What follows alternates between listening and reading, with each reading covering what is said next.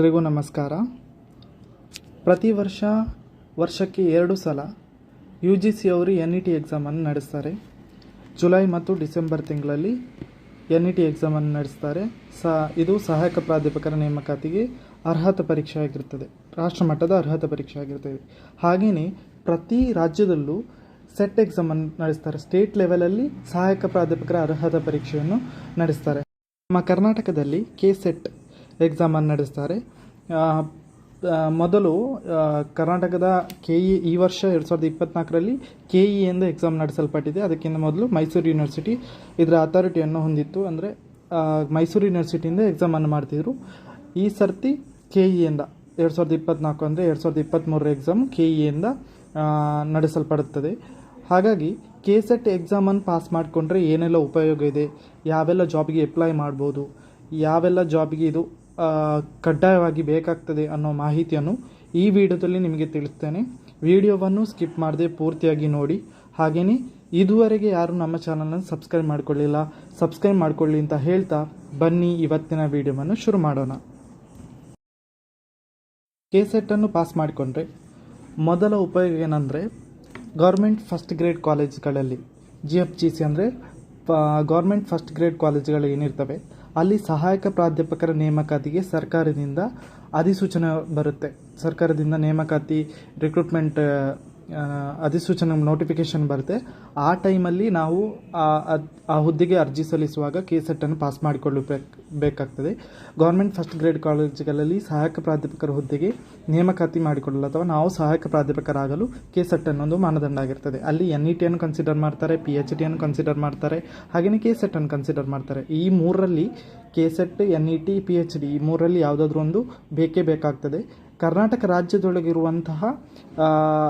ಕರ್ನಾಟಕ ರಾಜ್ಯದ ನೇಮಕಾತಿಯಲ್ಲಿ KSET pass ಆದರೆ KSETನ ಆಧಾರದ ಮೇಲೆ ನಾವು ಸಹಾಯಕ ಪ್ರಾಧ್ಯಾಪಕರ ಹುದ್ದೆಗೆ ಆಯ್ಕೆ ಆಗುವಂತಹ ಚಾನ್ಸಸ್ ಇರ್ತದೆ.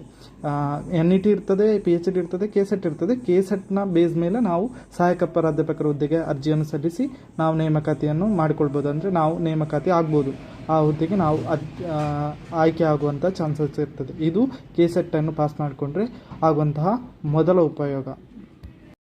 KSETನ್ನು ಪಾಸ್ ಮಾಡಿಕೊಂಡ್ರೆ ಎರಡನೇ ಉಪಯೋಗ ಏನಂದರೆ, ನಮ್ಮ ರಾಜ್ಯದಲ್ಲಿರುವಂಥ ಯೂನಿವರ್ಸಿಟಿಗಳೇನಿವೆ, ಮಂಗಳೂರು ಯೂನಿವರ್ಸಿಟಿ ಇರ್ಬೋದು, ಬೆಂಗಳೂರು ಇರ್ಬೋದು, ಮೈಸೂರು ಯೂನಿವರ್ಸಿಟಿ ಇರ್ಬೋದು, ಹೀಗೆ ಹಲವಾರು ಯೂನಿವರ್ಸಿಟಿಗಳಿವೆ. ಈ ಯೂನಿವರ್ಸಿಟಿಯಲ್ಲಿ ನಡೆಯುವಂತಹ ನೇಮಕಾತಿಗಳಿಗೆ ನಾವು ಅಸಿಸ್ಟೆಂಟ್ ಪ್ರೊಫೆಸರ್ ನೇಮಕಾತಿ ಇರ್ಬೋದು, ಆ ನೇಮಕಾತಿಗೆ KSETನ್ನು ಬೇಸ್ ಆಗಿಟ್ಕೊಂಡು ಅರ್ಜಿಯನ್ನು ಸಲ್ಲಿಸಿ ಆ ಹುದ್ದೆಗೆ ನಾವು ಆಯ್ಕೆ ಆಗ್ಬೋದು. ಅಥವಾ ಯೂನಿವರ್ಸಿಟಿ ಅಂಡರಲ್ಲಿ ಕೆಲವೊಂದು ಕಾನ್ಸ್ಟಿಟ್ಯೂಯೆಂಟ್ ಕಾಲೇಜುಗಳು ಬರ್ತವೆ. ಆ ಕಾಲೇಜುಗಳಲ್ಲಿ ಗೆಸ್ಟ್ ಫ್ಯಾಕಲ್ಟಿಗಳಿರ್ತವೆ. ಆ ಕಾಲೇಜು ಮತ್ತು ಯೂನಿವರ್ಸಿಟಿಯಲ್ಲಿ ಗೆಸ್ಟ್ ಫ್ಯಾಕಲ್ಟಿಯನ್ನು ನೇಮಕಾತಿ ಮಾಡುವಾಗ ಸಹ KSETನ್ನು ಬೇಸ್ ಆಗಿ ಇಟ್ಕೊಂಡು ನೇಮಕಾತಿಯನ್ನು ಮಾಡ್ತಾರೆ. ಸೊ ಇದು KSETನ್ನು ಪಾಸ್ ಮಾಡಿಕೊಂಡ್ರೆ ಎರಡನೇ ಉಪಯೋಗ ಇದಾಗಿದೆ. KSETನ್ನು ಪಾಸ್ ಮಾಡಿಕೊಂಡ್ರೆ ಮೂರನೇ ಉಪಯೋಗ ಏನಂದರೆ, ಕರ್ನಾಟಕದಲ್ಲಿರುವಂತಹ ಗೌರ್ಮೆಂಟ್ ಫಸ್ಟ್ ಗ್ರೇಡ್ ಕಾಲೇಜುಗಳಲ್ಲಿ ಸಹಾಯಕ ಪ್ರಾಧ್ಯಾಪಕರು ಅಂದರೆ ಅಸಿಸ್ಟೆಂಟ್ ಪ್ರೊಫೆಸರ್ಸ್ ಎಲ್ಲರೂ ಟೀಚ್ ಮಾಡೋದಿಲ್ಲ. ಅಸಿಸ್ಟೆಂಟ್ ಪ್ರೊಫೆಸರ್ ಸಾಕಾಗೋದಿಲ್ಲ ಟೀಚ್ ಮಾಡಲಿಕ್ಕೆ. ಸೊ ಅಲ್ಲಿ ಗೆಸ್ಟ್ ಫ್ಯಾಕಲ್ಟಿಯನ್ನು ರಿಕ್ರೂಟ್ಮೆಂಟ್ ಮಾಡ್ತಾರೆ. ಸೊ ಗೆಸ್ಟ್ ಫ್ಯಾಕಲ್ಟಿಯನ್ನು ರಿಕ್ರೂಟ್ಮೆಂಟ್ ಮಾಡುವಾಗ KSETನ್ನು ಮಾನದಂಡವಾಗಿಟ್ಕೊಂಡು ರಿಕ್ರೂಟ್ಮೆಂಟ್ ಮಾಡ್ತಾರೆ. KSETವನ್ನು ಪಾಸ್ ಮಾಡಿಕೊಂಡು ಅಂಕಗಳ ಆಧಾರದ ಮೇಲೆ ಅವರು ಡಿಫ್ರೆಂಟ್ NET, PhD ಅಥವಾ ಎಕ್ಸ್ಪೀರಿಯನ್ಸ್ ಬೇಸ್ ಮತ್ತು KSET ಬೇಸ್ ಮೇಲೆ ಅವರನ್ನು ಆಯ್ಕೆ ಮಾಡ್ತಾರೆ. ಅದರಲ್ಲಿ ಅಂಕ ನಮಗೆ ಜಾಸ್ತಿ ಸಿಕ್ಕಿದಾಗ KSETನ್ನು ಪಾಸ್ ಮಾಡಿಕೊಂಡು ಬೇಸಿಕ್ಕಾಗಿ ನಾವು ರಿಕ್ರೂಟ್ಮೆಂಟಾಗಿ ಹೋದರೆ, ನೇಮಕಾತಿಯಾಗಿ ಗೆಸ್ಟ್ ಫ್ಯಾಕಲ್ಟಿಯಾಗಿ ಹೋದರೆ 26,000 ವೇತನವನ್ನು ಸರ್ಕಾರ ಕೊಡುತ್ತೆ. ಎಕ್ಸ್ಪೀರಿಯನ್ಸ್ NET, PhD ಮತ್ತು KSETನ ಅಂಕಗಳ ಆಧಾರದ ಮೇಲೆ ಅವರಿಗೆ ಹೆಚ್ಚಿನ ವೇತನವನ್ನು ಕೊಡ್ತಾರೆ. ಡಿಫ್ರೆಂಟ್ ವೇತನ. ಬೇಸಿಕ್ಕಾಗಿ 26,000 ಕೊಡ್ತಾರೆ. ನೆಕ್ಸ್ಟ್ ಒಂದು ಸ್ವಲ್ಪ ಜಾಸ್ತಿ ಎಕ್ಸ್ಪೀರಿಯನ್ಸ್ ಇದ್ದರೆ 30,000, ಹಾಗೆ 32,000, ಹೀಗೆ ಹೆಚ್ಚಿನ ವೇತನವನ್ನು, ಒಳ್ಳೆಯ ವೇತನವನ್ನು ಕೂಡ ಸರ್ಕಾರ ಕೊಡ್ತಿದೆ. ಹೀಗೆ KSETನ್ನು ಪಾಸ್ ಮಾಡಿಕೊಂಡ್ರೆ ಸರ್ಕಾರಿ ಪ್ರಥಮ ದರ್ಜೆ ಕಾಲೇಜುಗಳಲ್ಲಿ ಗೆಸ್ಟ್ ಫ್ಯಾಕಲ್ಟಿಯಾಗಿಯೂ ಕೆಲಸವನ್ನು ನಿರ್ವಹಿಸಲು KSET ಒಂದು ಒಳ್ಳೆಯ ಅವಕಾಶವನ್ನು ಮಾಡಿಕೊಡ್ತದೆ ಅಂತ ಹೇಳ್ಬೋದು.